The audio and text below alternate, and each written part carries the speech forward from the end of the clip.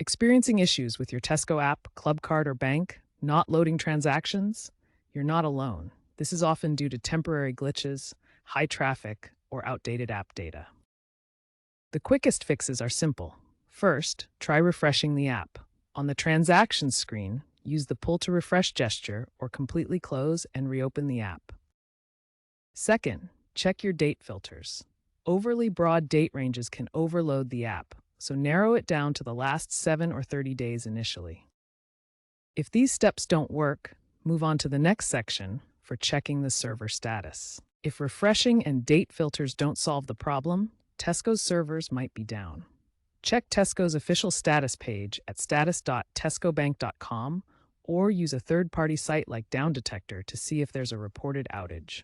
If the servers are down, there's nothing you can do but wait for Tesco to resolve the issue.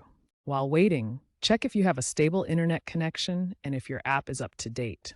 Ensure you're on Wi-Fi rather than mobile data. For persistent issues, try clearing the app's cache. Temporarily disabling two-factor authentication can help identify if that's causing the issue. As of late 2025, Tesco has been improving app stability, but occasional hiccups can still occur.